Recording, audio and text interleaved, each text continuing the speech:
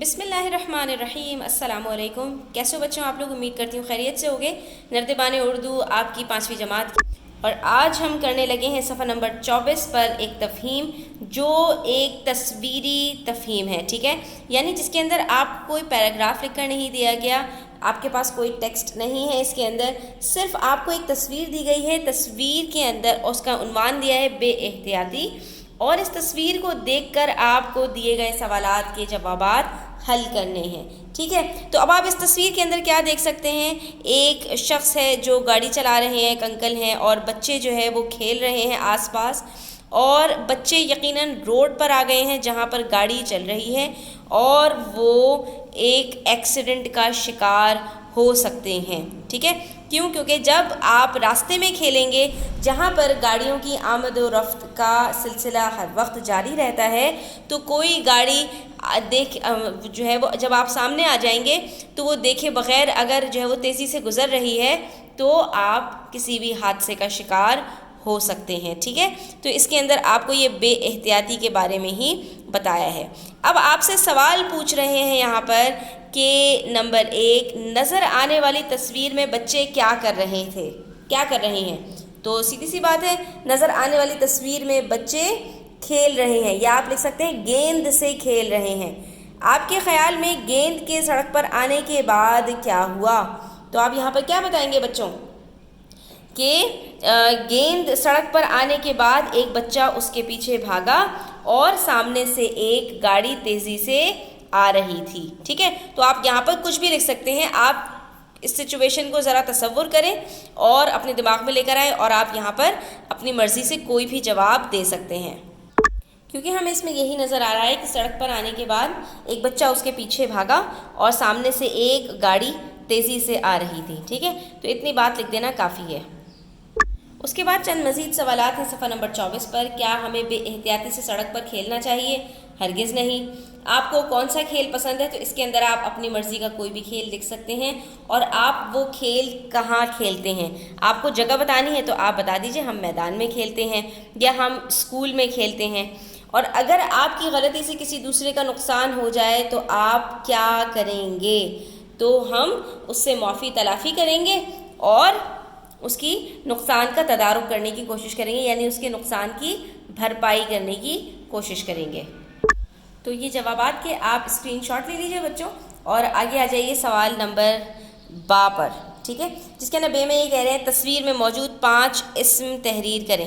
تو بہت آسان سا سوال ہے، اس کے اندر ہمارے پاس بہت سارے اسما موجود ہیں، ہم اس کے اندر سے لکھ دیتے ہیں۔ جیسے آپ لکھ سکتے ہیں بچے، گاڑی، گیند، اور اس کے علاوہ اس کے اندر ہمیں نظر آ رہے ہیں ایک انکل یا میدان اور سڑک، ٹھیک ہے؟ تو یہ سارے اسما ہیں، یعنی کسی چیز یا انسان یا کسی جو ہے وہ بھی چیز کا نام لکھ دیں گے تو وہ آپ کے پاس اسما میں آتے ہیں۔ اور اس کے بعد آپ سے کہا جا رہا ہے کہ یہاں پر 3 مصدر لکھیں اور 3 حاصل مصدر لکھیے۔ اب مصدر کیا ہوتے ہیں بچے؟ جن کے آخر میں نون الف نہ آ رہا ہوتا ہے۔ جیسے ہم یہاں پر لکھ سکتے ہیں کھیلنا، بھاگنا، گاڑی چلانا، ٹھیک ہے؟ یہاں پر ہم دیکھ سکتے ہیں نا تصویر میں یہ تینوں کام ہو رہے ہیں، تو ہم نے اس کا مصدر لکھ دیا یہاں پر۔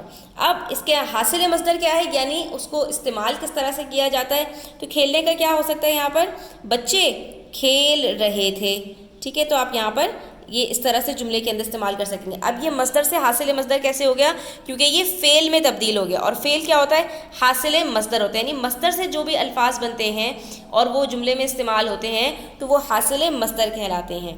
بھاگنا، تو اب یہاں پہ کیا کہہ سکتے ہیں ہم؟ یہاں پہ بچہ بھاگ رہا ہے، ٹھیک ہے؟ یا بھاگ رہا تھا۔ اور گاڑی چلانا، تو ہم یہاں پر یہ کہہ سکتے ہیں انکل گاڑی چلا رہے تھے، ٹھیک ہے؟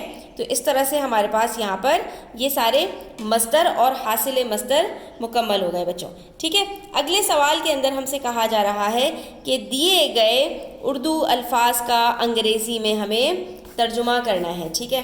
تو ہمارے پاس کون کون سے الفاظ ہیں یہاں پر؟ ہمارے پاس ہے سڑک، حادثہ، بھاگنا، معذرت، شور اور شیشہ، ٹھیک ہے؟ تو یہ بہت آسان سے الفاظ ہیں بچوں، یہاں پر ہم لکھ دیتے ہیں سڑک کو انگلش میں روڈ کہتے ہیں یا اسٹریٹ بھی کہا جاتا ہے، اور اس کے بعد حادثہ حادثے کو انگلش میں ایکسیڈنٹ کہتے ہیں، اس سے تو یہ ورڈ آپ کے لیے نیا نہیں ہے، آسان لفظ ہے۔ بھاگنے کو کیا کہتے ہیں بچوں؟ بھاگنے کو کہتے ہیں رن، ٹھیک ہے؟